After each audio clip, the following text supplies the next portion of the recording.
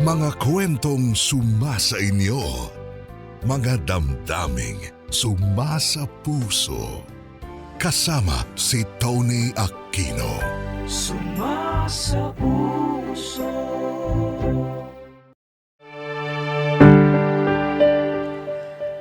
Tony, ako si David, 47 anyos at nakatira sa Cavite.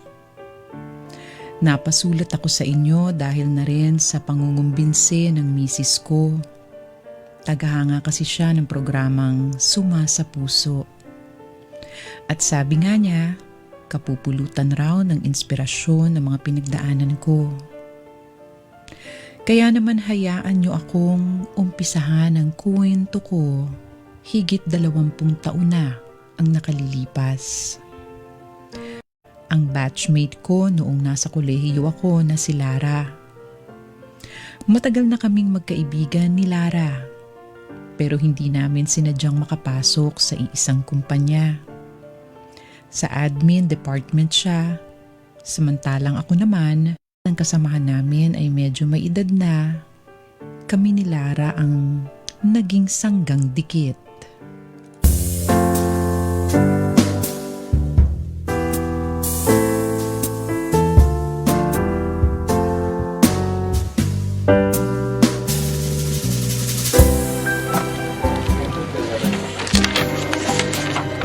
Ano ba naman itong pinasa ni Eric? Ang daming mali. Abuti na naman ako siyam-siyam kakaayos nito eh. David! Lara! Halika na, uwi na tayo. Halos wala ng tao dito sa floor niyo. Ang dami ko pang tatapusin eh. Deadline na ba? Hindi pa naman, pero ayoko kasing matambakan. Parang ganun na rin ang ginagawa mo eh. Pag-overtime ka nang walang ekstrang bayad, kaya tama na yan. Halika na, uwi na tayo. Di mo ikakapromote yung ginagawa mo. Pakatalino mo talaga kahit kailan, no? Naman!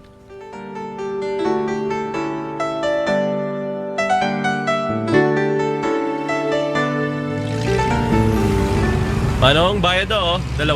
Sa intersection lang oh. Grabe, buti na lang hindi tayo nahirapan makasakay. Tingnan mo sa labas ang dami nag-aabang. Ibang ruta naman kasi yan. Sabagay, buti na lang kasama kita pa uwi lagi. May tagapara ako ng jeep. Tsaka? Oo na, tsaka tagabayad ng pamasahe. Kaya huwag ka muna maghahanap ng girlfriend ha. Hindi pa ako handa mag-commute mag-isa. Paano pa ako maghahanap sa'yo pa lang pagod na ako. Daig mo pa girlfriend kung makautos. Hoy, hindi kita inuutusan ha. Tawag doon mga pabor. Ba't hindi ikaw maghanap ng boyfriend at doon mo sa kanya pagawa yung mga pabor na sinasabi mo? Kala mo ba hindi ako naghahanap? 1 taon na nga ako nag-aabang, nagmamatsyag. Wala pa rin. Walang gustong pumasok sa karinderya ko. Karinderya? Basta. Mailap ang swerte sa akin. Sa totoo lang, hindi na nga ako mapili. 27 na ako. Tatanggapin ko na kahit sino. Kahit sino? Kahit sino. Wag lang kriminal, syempre, utang na loob. Kahit ako? Ay, kahit ikaw pa. Sige, pwede na labansyan ka din. Kahit nga yung isang katrabaho mo dun sa... Hindi ako na lang. Sira? Teka, sino nga ba yung ano? Oo, ba't natawa ka lang? Kala ko ba tatanggapin mo kahit sino? Uy, ayos ka lang. Seryoso ako. Haha, sige, paglaban mo yung joke. Hindi ako nagbibiro. Oy, David, hindi nakakatawa. Huwag mo ko pagtitripan ng ganyan. Ako nga dapat magsabi niyan eh. Nagpapakatotoo ako dito pero ayaw mo akong seryosohin. Ako'y nagmumukhang tanga. Huy, hindi nga. Alam mo, bawiin mo na yan ngayon pa lang. Malapit na ako maniwala. Sige ka. Maniwala ka na kasi. Magagalit ako sa'yo pag yan joke lang ha. Ay, ang kulit. Bakit? Type mo ba ako ha? Patagal na. Maniwala. Kaya nga kita kinaibigan kasi type kita eh. David? Oo nga. Sinong lalaki gusto maging best friend yung katulad mong kiti-kiti? Pakaingay, palautos, namimisikal pa. Uy, nagtatapat ka talaga? At sa jeep pa, seryoso ba yan? Bala ko sana sa birthday mo eh. Bilang na-open up mo na ngayon yung tungkol sa boyfriend na yan, sinamantala ko na. Tayo na lang 2. Totoo ba to? Lara, seryoso nga ako. Seryoso ako. Hindi mo man ako gusto ngayon pero matututunan mo rin ako mahalin in time. Kaya please, umayag ka na. Tayo na lang dalawa.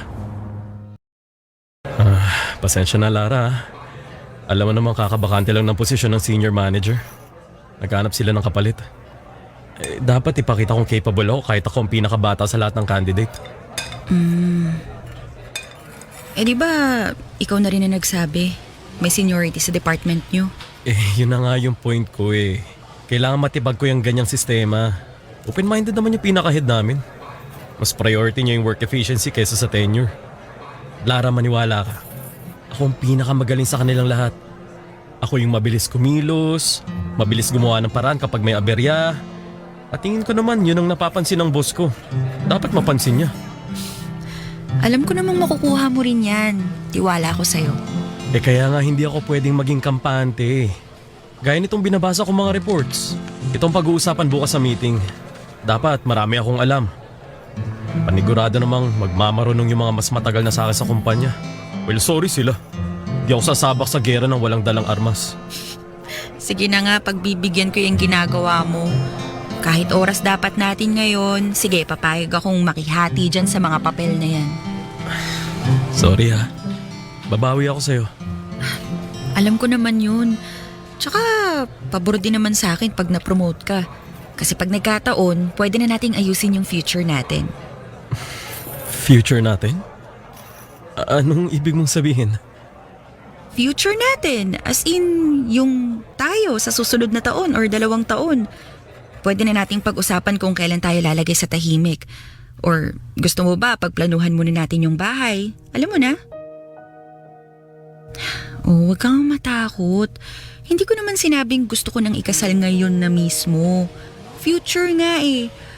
Kahit tumingin-tingin lang muna tayo ng pwedeng hulugan na bahay. Yung pwede nating pagtulungan. Then, saka na yung iba pa. Isa-isa lang, syempre. Oo naman. Pwede natin pag-usapan yan. Pero, syempre, wag muna tayong maglagay ng deadline. Kasi masyado pa maaga. Tingnan mo nga ngayon, naghahabol pa lang ako ng mas mataas na posisyon. Oo naman, no pressure. Ano ka ba? Ako rin naman, may mga inaasikaso din sa sarili kong career. 2 or 3 years naman yung window natin, di ba? Gaya ng sabi ko, wag muna tayong mag-isip ng petsa o mga deadline. Medyo dagdag iisipin kasi. Pero sang-ayon ka naman, di ba? May plano ka naman para sa atin, di ba? Oo naman. Siyempre, ano ko ba? In 2 or 3 years? Huwag mo sabihing 5 years pa bago tayo magpakasal.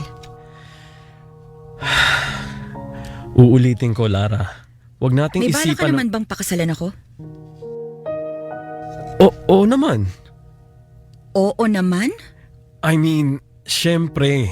Darating tayo dun. Bakit parang hirap na hirap kang sabihin yung mga bagay na yan? Parang hindi ka sigurado, parang wala talaga siya sa isip mo. Fine. Sige. Magpapakatotoo ako sa'yo. Ayoko namang umuo tapos di ko rin pala matutupad lahat. Look, Lara. Sa totoo lang, wala pa sa isip ko yung mga kasal-kasal na yan. Hindi dahil sa ayoko Siyempre, gusto ko rin magkaroon ng sariling pamilya balang araw. Pero not anytime soon. Not anytime soon? Malayo pa. Matagal pa. Alam mo naman yung sitwasyon ko ngayon, di ba? Ako nagpapaaral sa 2 kong kapatid. Ang dami kong hinuhulugan. Yung kotse, yung mga kung ano-anong insurance, mga bills pa sa bahay. Ang dami kong responsibilidad. Kaya sana huwag ka munang dumagdag. Anong sabi mo? Huwag ako dumagdag? So ano ako, pabigat? Kung hindi mo ako iintindihin at ipipilit mo yung gusto mo, well, oo, pabigat ka.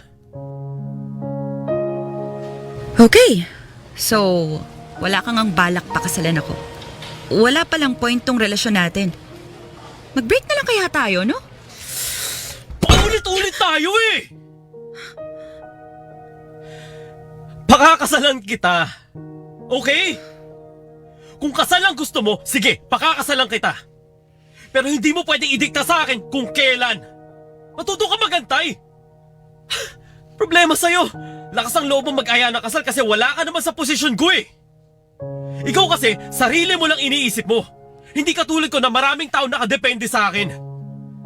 Mahirap ba intindihin yun, Lara? Ha? Mahirap ba?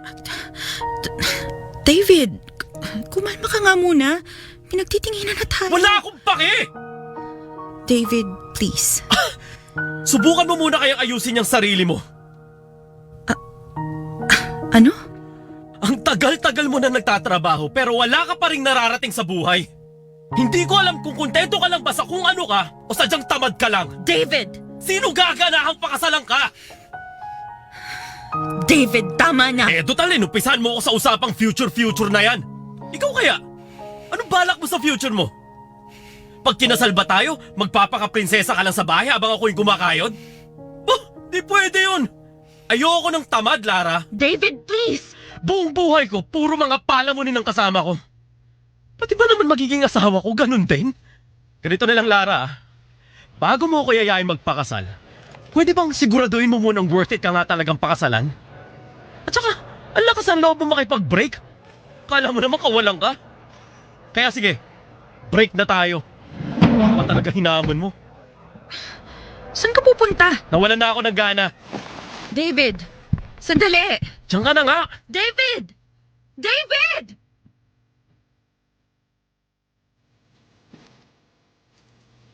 Tony, aminado akong napakasama kong tao ng mga oras na yun. Sa sobrang stress at pagod ko, hindi ko na napigilang pagsalitaan ng kung ano-ano si Lara at sa harap pa mismo ng maraming tao. Hindi lang yon ang unang beses na nagawa ko ang bagay na yun. Ako kapag may nang iistorbo sa akin. At si Lara ang tagasalo ng lahat. Napakabait niyang tao. Wala siyang ginawa kundi intindihin ako sa loob ng 4 na taon naming magkarelasyon. Ilang araw matapos ang huli naming away. At wala akong ginawa para magkaayos kami. Mas hinabol ko ang promotion ko sa trabaho kaysa sa girlfriend ko. Kaya bandang huli, nakuha ko ang posisyon na gusto ko. Pero nawala sa akin si Lara.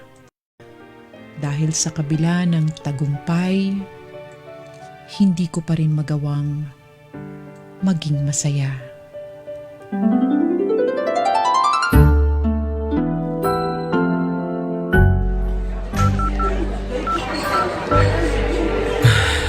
Hello, Tess? Sabihin mo nga sa mga tao dyan ayus-ayusin yung trabaho nila. Pakisabi ang dami nag-aabang sa posisyon nila. Di ako magdadalawang isip na tanggalin yung mga walang silbi. Naintindihan mo? Sige na. Pabalik na ako ng office maya-maya lang. Ay, mga tao talaga ngayon. Hirap pasunurin.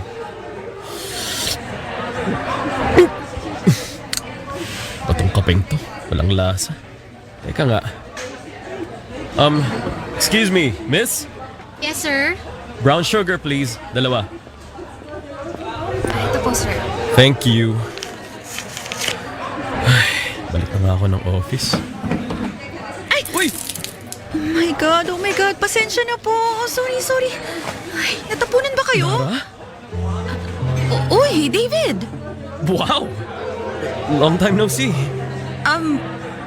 Wait, teka, okay ka lang? Hindi ka ba napaso sa akin mo? Hindi. Okay lang ako. Nakayos naman ako eh. Ikaw, natapunan ka ba? Hindi naman. Miss? Miss? Pang-up na lang ah. Yes, sir. Nandiyan na po yung maglilinis. Miss, pasensya na ha. Anong problem, ma'am? Okay lang po ba kayo ni sir? Oo. Walang problema. Kumusta ka na? Ayos naman. Bakit ka nga pala nandito? Balita ko, sa Cebu ka na nakabase. Oo, pero kababalik ko lang ng Manila last week. Kailangan daw ako sa main office eh. Wow! Big time ka na ah. Hindi naman. Sakto lang. Ikaw, dyan ka pa rin ba nag-work? Yup. Senior manager. Oh, Medyo mahirap na umangat pagtapos ng posisyon ko. Gets. Anyway, hindi na kita i-istorbohin, ha? Hindi. Okay lang. Eh, hindi, kasi may meeting din ako eh. Sumaglit lang ako dito para maki-CR. Sige una na ako. It was good to see you again after 3 or 4 years. 3 years. 3 years. 3 years. Wow. Sige una na ako. Lara. Kasal ka na ba? Huh? Sorry, pakialamero. Hindi. Hindi pa ako kasal. Kakadispatch ako lang sa boyfriend ko. Lara. Oh, Dinner tayo mamaya? mamaya? Agad? O kaya kape. Kahit ano, basta kita tayo. Kwentuhan tayo. Kung may time ka. Sure! Yun pa rin yung number ko. Bye, David. Bye. See you later, Lara. See you later.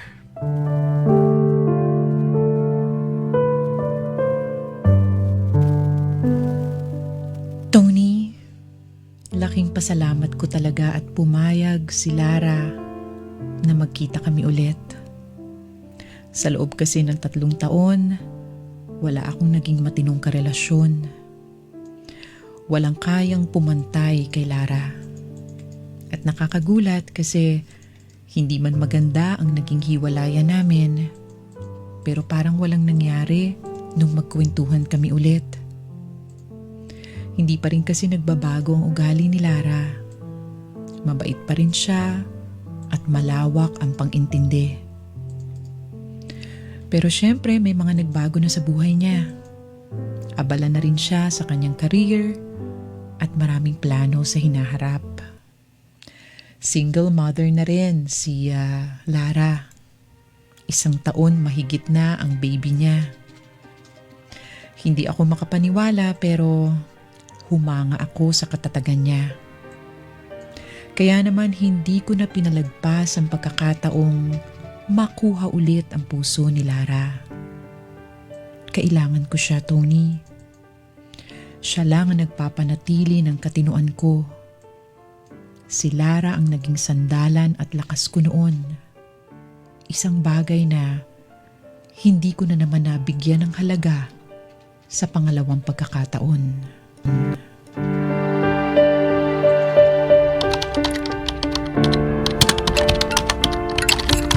Oh, David magkape ka muna. Salamat. Lagay mo na lang dyan. Pwede ba ako magtanong sa'yo? Oh, Masaya ka pa ba dyan sa ginagawa mo? excuse me? Kako, masaya ka pa ba sa trabaho mo? Kasi hindi ko na matandaan kailan ka pumunta dito sa bahay ko na masaya galing trabaho. Ano magagawa ko? Hindi lahat ng trabaho masaya. Business at iba't ibang kumpanya nakasalalay dito. Hindi pwedeng habol mo lang saya. Hindi katulad ng trabaho mo, Petix. Well, sige. Hahayaan na lang muna kitang magtrabaho mag-isa. O kaya, mas maganda kung tapusin mo na lang yung trabaho mo sa bahay mo. Kasi hindi ko nakikita yung point na dadalawin mo ko, pero trabaho mo naman yung nilalambing mo. Parang di ko gusto yung tono mo dun Bakit? May sinabi ba akong mali? Talaga ba, Lara? Gaganyanin mo ako talaga ngayon? Ang problema kasi sa'yo, David, kapag problemado ka o aburitong ewan, ako ang pinagbubuntunan mo. Kapag stress na stress ka, ako ang sasalo ng inis mo. Tama ba yun? Ang problema rin kasi sa'yo, Lara, ang hilig mo sumabay. Gustong-gusto mo talaga sinisingit yung sarili mo Ano ba naman yung hayaan mo lang ako matapos sa ginagawa ko? Tas saka mo ako guluhin. Guluhin? Okay. Ginugulo pala kita. Eh di tama nga. Anong ginagawa mo? Mas mainam nga talaga kung umalis ka muna. Yung hiya naman kasi ako sa'yo. Pamamahay ko to pero ako pa pala tong nanggugulo. Pasensya na po, sir kung 10:00 na ng gabi hindi ka pa rin matapos-tapos sa ginagawa mo.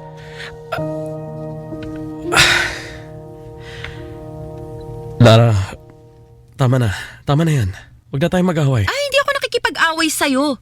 Gusto ko lang talagang umalis ka na para makapagpahinga na rin ako kasi may pasok pa ako sa petics kong trabaho. I'm sorry. Pasensya na. Hindi ko sinasadyang masabi yun. Hindi, okay lang. Alam mo namang pinag-iigihan ko yung trabaho ko para na rin sa atin. Para sa atin? Para sa anak mo si Baste. Anong kinalaman ng anak ko dito? Para sa future natin. Future natin? Oo, Lara. Para sa kasal natin. Para sa future home. Siyempre, hindi naman tayo pwede sa isang condo unit lang. Maganda kapag bahay, as in bahay talaga. Paano kung madagdagan ng 3 anak natin, di ba? 3? 3. 36 na ako, David. 37 sa katapusan ng taon. Tapos nagbabala ka pang buntisin ako ng 3 beses? Hey, relax. Baka lang naman. Okay lang din kung isa lang. Walang kaso doon. Paano kung ayoko? Ayaw mo? Ayoko magkaanak. At baka ayoko magpakasal sa'yo. Excuse me? David, I appreciate yung kagustuhan mong magkaroon ng future with me. Pero sana tinanong mo muna ako kung anong gusto ko, hindi yung gumagawa ka na naman ng sarili mong plano. Timeline mo na naman yung susundin ko eh. Ano bang sinasabi mo? Di ba matik na yun? Matanda na tayo, Lara. Ano ka ba? Alam ko. Pero hindi na tayo tulad ng dati. May anak na ako, David. Ampunin ko! Hindi ganun kasimple yun, no? Pirma-pirma lang yun. Anong mahirap doon? Hindi mo naiintindihan eh. Hindi lang yun basta papel. Ano ka ba? Di pa kayo malapit ng anak ko. Maguguluhan yun. Diyan lang sa tabi-tabi yung tatay niya.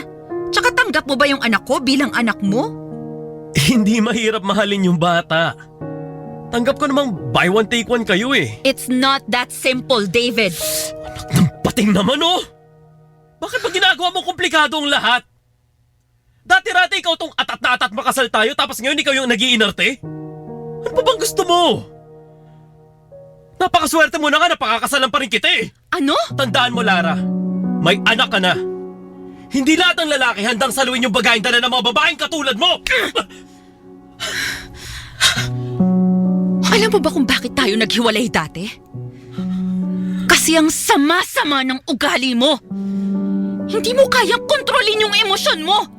Nagiging bastos ka. Kaya sige, tatapatin kita. Bukod sa anak ko, ayokong magpakasal sa'yo kasi ayokong maging asawa ka. Hindi ang katulad mo ang gusto kong makasama habang buhay. Akala ko nagbago ka na. Pero mataas pa rin ang tingin mo dyan sa sarili mo kahit wala ka naman talagang mabubuga. Gaya ngayon, desperado kang umangat pero hindi mo magawang umalis sa kinalalagyan mo. Hanggang dyan ka na lang talaga. Lara. Ano nga ulit yung sabi mo sa akin dati? Bago ako mag-aya ng kasal, siguraduhin kong, ano yun? Siguraduhin kong worth it ako pakasalan? Well, David, ako nang nagsasabi sa'yo, huwag mo na akong yayain magpakasal. Kasi hindi ka worth it para sa amin ng anak ko, kaya umalis ka na.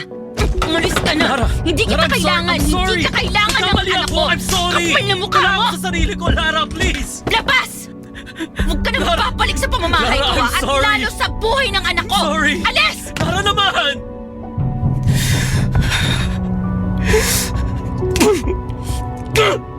Tanga mo, David! Tanga mo!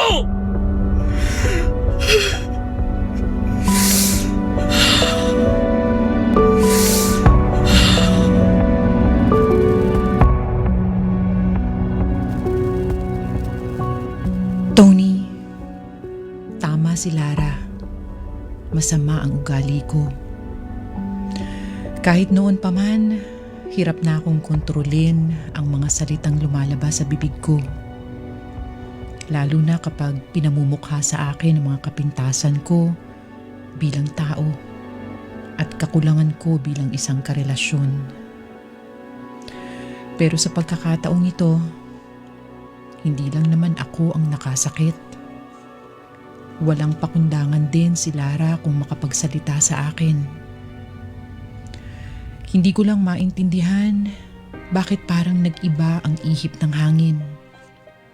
Dati-rate, siya ang may gusto ng kasal. Tapos ngayong handa na akong ibigay ang gusto niya, saka naman siya aayaw. Naiintindihan ko naman ang kalagayan niya bilang isang ina. Pero sinabi ko naman sa kanya na handa akong magpakaama kung kinakailangan sa anak niya. Ang dami kong ipinangako, Tony.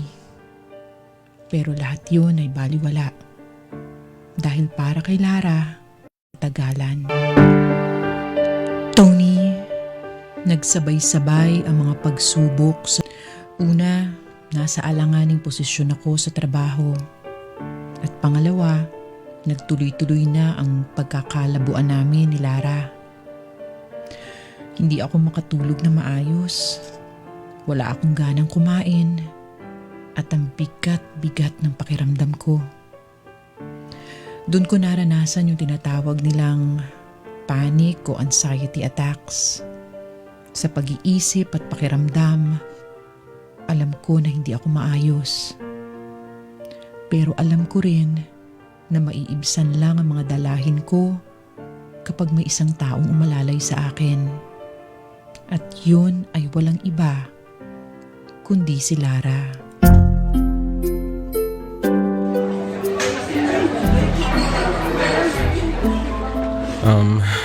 Yun lang ba gusto mo? Kape lang? Wala ka bang ibang gustong kainin? Hindi, okay lang ako.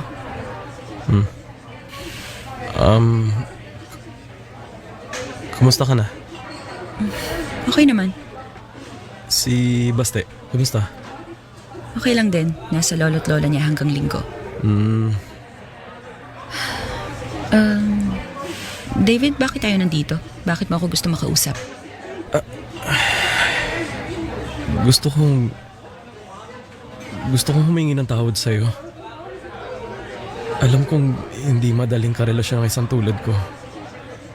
Alam kong ang dami kong nagawang mali sa'yo. Hindi lang ngayon, kundi pati noon. I'm sorry, Lara. I'm really sorry. Ayokong sabihin. Okay lang. Kasi hindi naman okay talaga yung mga nagawa mo at syempre mga nagawa ko. Pero susubukan kong kalimutan yung mga nangyari para pare-parehas na tayong makausad. Hindi ba pwedeng kalimutan na natin yung mga masasama? Tapos bumawi tayo sa isa't isa? Anong? Bumalik ka sa akin, Lara. Bumalik ka na sa akin. Oo, ako ang babalik sa'yo. Kahit ano pa yan, basta magbalikan na tayo. Tanggapin mo ulit ako. Please, Lara. Please. David, pang ilang beses na natin to. Ito na ang pinakahuli. Lara, pangako, huli na to. Aayusin ko na. Aayusin ko na ang sarili ko. Aayusin ko na tayo. Bigyan mo lang ako ng pagkakataon. Kahuli-huli ang pagkakataon. David. Lara, maawa ka. Maawa ka sa akin. Huwag mo David akong iiwan. Pangako, huli na to. Hindi ko nagagawin yung mga ayaw mo. Babaguhin ko na yung sarili ko. Lahat ng kailangan mo, ibibigay ko. Lahat ng gusto mo, susundin ko. Lara, please. Please, Lara. Huwag mo ko iwan. Hindi ko kaya, mababaliw ako. Huwag mo gawin sa akin to, please. Mahal na mahal kita. David, alam kong mahal mo ko. At alam mo rin naman siguro mahal kita, di ba? Pero hindi talaga tayo pwedeng magsama. Iba na yung mga buhay natin. Iba yung kailangan mo sa gusto ko. Iba yung kaya kong ibigay sa hinahanap mo. Kahit anong gawin natin, hindi pa rin tayo magtugma. Magbabago ako. Sabihin mo lang sa akin anong gusto mo, magiging ganun ako. Hindi pwede yon, David. Hindi, pwede yun. Kaya ko yun. Mahal kita kahit anong magagawa Hindi ako. pagmamahal ang tawag doon, kundi pagpapanggap. Hindi ganun yun. David, makinig ka. Lara, please. Pakinggan mo ko. Wala ring mangyayari pag nagkabalikan tayo. Kasi mas kailangan ka ng sarili mo ngayon. Pakinggan mo nga muna yung sarili mo. Aminin mo yung kailangan mong aminin. Ayusin mo yung dapat ayusin. Hindi ako ang gagawa nun para sa'yo. Lara, Lara naman. Alam kong kailangan mo ng masasandalan pero aaminin ko, hindi ako yon. Hindi ko kaya. I'm sorry pero tama ka. May mga bagahe ako at hindi ko nakakayanin kapag dumagdag pa yung sayo. Kaya tanggapin natin, David. Hindi na talaga tayo pwede. Tayo pwede. Tony, akin si Lara naman nawala sa akin sila. Ginawa ko na ang lahat ng pagmamakaawa pero sarado na ang isip niya. Para sa kanya, may mga bagay akong kailangang harapin sa sarili ko.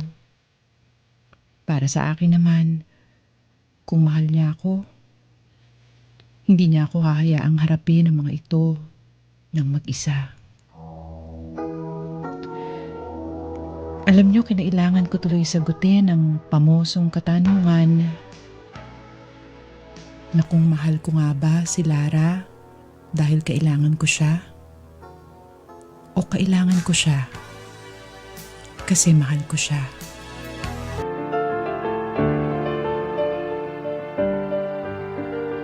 Kasi mahal ko siya. Tony, taong 2013 nung huli kong nakasama si Lara. At sa paglipas ng mga taon, hindi ko siya nakalimutan. Palagi ko pa rin inaalam sa mga kaibigan namin kung kumusta na siya. Marami akong nakilalang babae, pero nauuwi lang sa panandalian ng lahat. Hanggang sa dumating sa buhay ko, si Ana. Ibang-iba si Ana kay Lara. Malayo sila sa itsura at sa ugali. Pero pinaramdam sa akin ni Ana ang ibang klase taliwa sa pagmamahal na akala ko na kailangan ko. Si Ana ang dahilan kaya unti-unting nawala ang nararamdaman ko para kay Lara. At aaminin ko, sumasagi pa rin sa isip ko si Lara. Pero naiisip ko siya dahil gusto kong malaman kung nasa mabuting lagay na ba siya gaya ko. Kung nahanap na kaya niya ang taong para sa kanya. Gaya ng pagtatagpo namin ni Ana.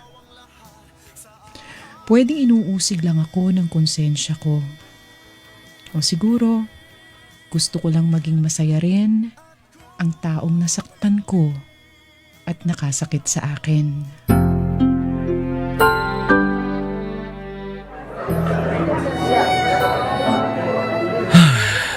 Wow. Pinag-ipunan talaga ng kumpare ko si Martin tong wedding niya. Ibang klase yung mga bulaklak at ilaw. Pati pagkain, parang isang kanto yung haba ng buffet. Kano kaya ginastos niya dito? Wala ka bang gagawin kundi kwentahin yung ginastos ng bagong kasal? Nakadalawang balik na ako sa buffet area, ikaw hindi ka pa tapos. Grabe naman kasi yung dami ng pagkain nilagay mo sa plato ko eh. Alam ko kasing iniiwasan mong pumunta sa buffet area at baka ambushin ka ng mga kabatch mo. Kaya lahat ng pwede kong ilagay, nilagay ko na sa plato mo. Yan naman ang gusto ko sa misis ko eh. Sigurista. Cheers? Oo, hinay-hinay sa red wine, magmamaneho ka pa. Sus, ano ba naman yung kumuha tayo ng car service? O kaya, alam mo kung ano maganda? Pag-check-in na lang tayo dito. Wala tayong dalang damit. Yun nga eh. Hindi natin kailangan ng nakadamit. David, umayos ka nga. Mamaya may makarinig pa sa'yo. Uy, ano ngayon? Oo nga, ikaw nga. Oh, Lara! Hi, kumusta ka na? I'm doing great! By the way, misis ko nga pala. Oh, hi. Anna, this is Lara. Lara, my wife Anna. Hi, Lara. Hello. Wow, you're so beautiful. Naunahan mo ako. Sasabihin ko rin sa'yo yan eh. And your dress. Very nice. Hugs your body perfectly. Oh, thank you. Luma na to, pina-repair ko lang. Ano ka ba?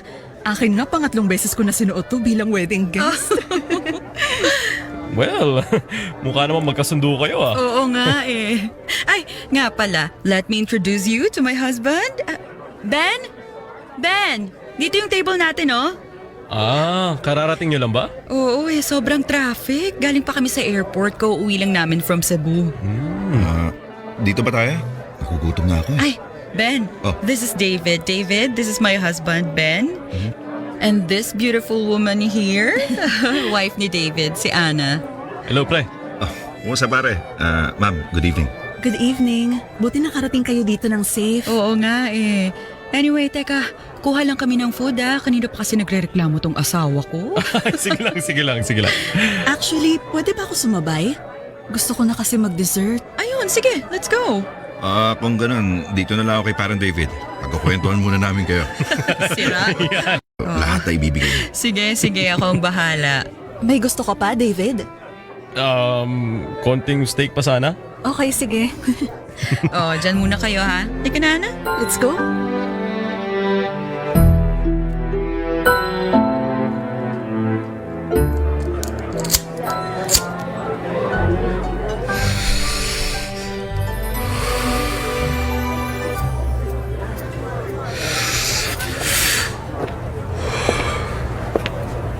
Oh, ba't nandito ka sa labas? Oh, hey. Sumindi lang sandali. Busog na ako eh. Si Ben, nasan? Nasa kotse, magpapalit ng damit. Hindi komportable sa barong niya eh. Si kumaring Ana ko, nasaan? Nasa loob. Kausap yung magulang ng bride. Naging kliyente niya dati sa insurance. Suma? Ay, hindi. Matagal na akong tumigil sa paninigarilyo simula nung pinanganak si Baste. Good. Good for you. Alam mo, I'm really glad to see you again. As in, ang gaan-gaan ng puso ko ngayon. Naiintindihan kita. Sa totoo lang, yan din ang naramdaman ko kanina eh. Para akong nabunutan ng tinek na hindi ko alam meron pala. Nung nakita kong sobrang saya mo, sobrang saya ko. Parang naisip ko na, wow, hindi mo talaga masasabi ang panahon, no? Parang kailan lang ang gulo-gulo natin. Pero tignan mo naman, parehas na nating nakita yung hinahanap natin. Aha. Kinailangan lang talaga natin bitawan yung akala nating para sa atin. Ano to, closure? 10 taon nang lumipas, ngayon pa lang tayo nagka-closure, ganun ba? Pwede.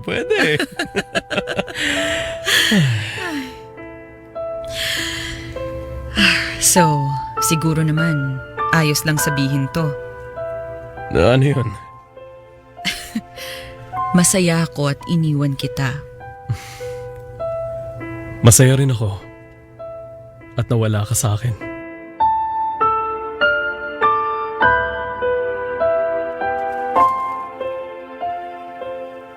Tony, nung nakaraang taon ko lang nakita ulit si Lara. At ang gaan sa pakiramdam. Kasi nalaman ko na masaya na rin siya kagaya ko. Sa wakas, napalaya ko na rin ang sarili ko. Wala ng guilt, wala ng mga tanong sa isip ko. Nagwakas na ang 20 taong pamamalagi ni Lara sa puso't isipan ko. Panatag na akong tanggapin ang lahat ng mabubuting bagay sa mundo, lalo na ang pagmamahal ng asawa kong si Ana. Dahil hindi man namin sinasabi ng diretsyo, pero nakuha na namin ni Lara ang kapatawarang nakaligtaan naming ibigay sa isa't isa. Sa ngayon, Tony, hindi na kami nakapag-usap ulit ni Lara, pero walang kaso yun. Alam kong pareho na kaming masaya sa buhay kasama ang mga taong inilaan talaga para sa amin. Salamat sa pakikinig sa aking kwento. Sumasa puso, David. Sumasa puso sa Super Radio DZBB. Kasama si Tony Aquino. Sumasa puso.